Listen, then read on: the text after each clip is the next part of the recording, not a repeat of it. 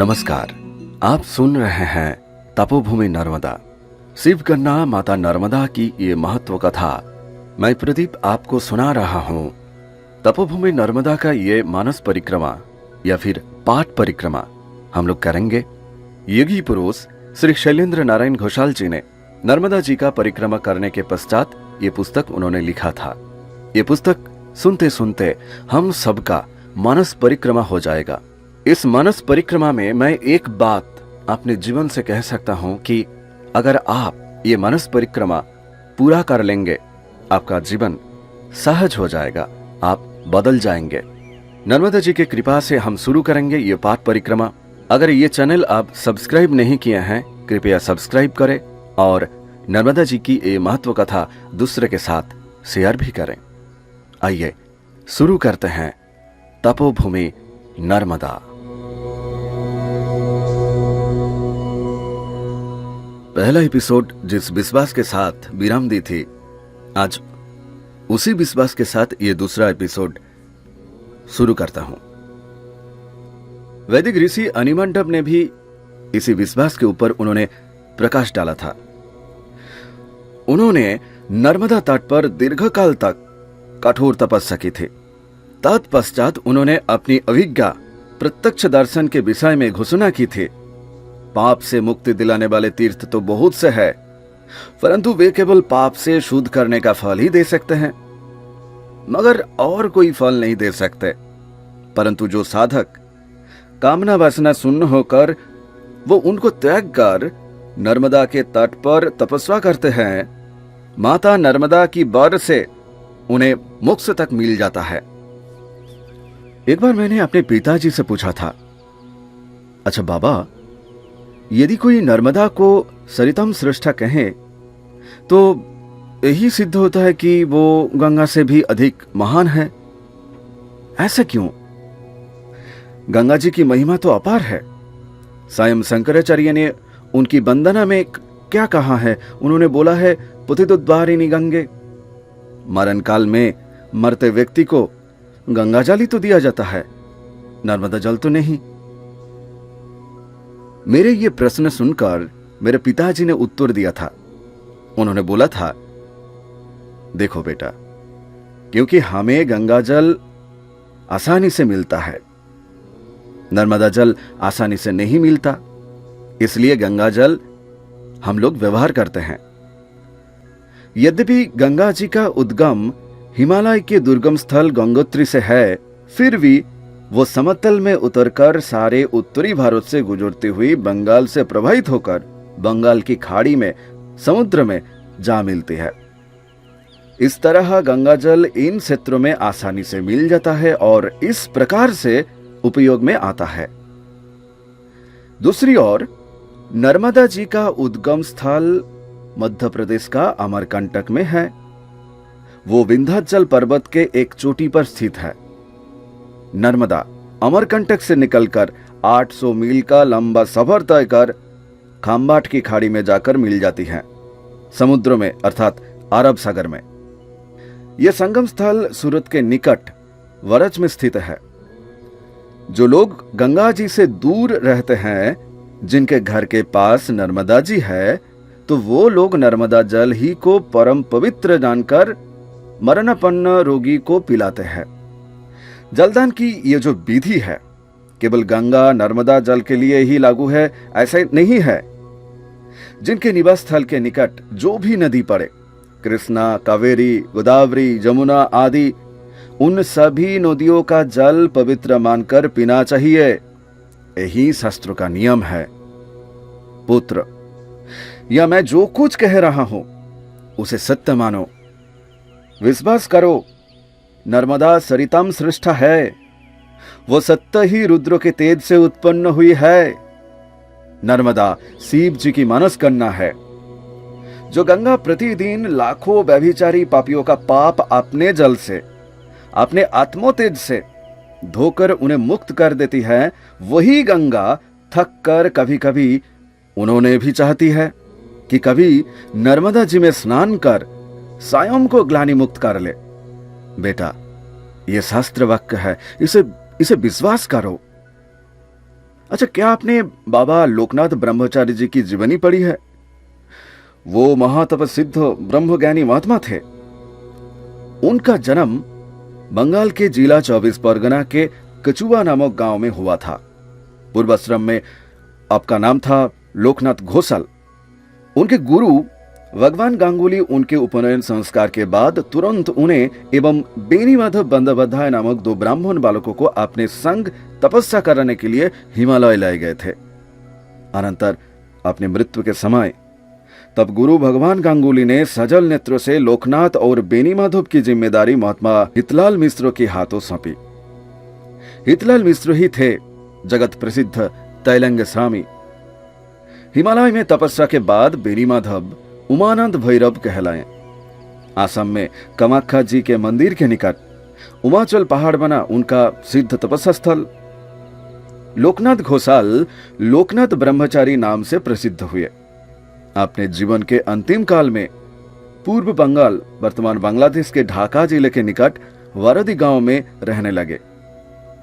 सुप्रसिद्ध महात्मा विजय कृष्ण गोस्वामी जी का कहना था, हिमालय के नीचे इतने महान योगी बिरल ही मिलेंगे। महान साधक विजय कृष्ण गोस्वामी की बाबा लोकनाथ ने अकेले बारूदी में रहकर ही दावानल और अन्य प्राकृतिक दुर्घटनाओं से कितनी ही बार रक्षा की थी। लोकनाथ ब्रह्मचारी की आयु 160 वर्ष रही थी। हिमालय में तपस्या काल में उनका देह बर्फ से ढक गया था। उनके शिव देह में उनके नेत्रों की पलक नहीं झपकते थे। उन्होंने अपने शिष्यों को पास अपनी मृत्यु के लिए भविष्यवाणी कर रखी थी कि जिस दिन वे लोग लोकनाथ बाबा को पलक झपकाते देखेंगे तो यह समझ ले कि बाबा अपना देह त्याग कर सूर्यमंडल भेद कर ब्रह्मलोक में चले गए। उनके शिष्यों ने महागुरु की भविष्यवाणी को अक्षरश सही पाया था।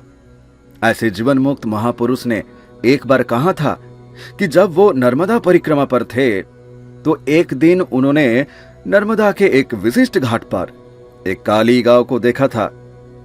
वो नहाने नर्मदा जी की जल में उतरी तब उसका बदन काला था, परंतु जब वो नहाकर बाहर आई तो उसका बदन शुद्ध गोरा बन गया था।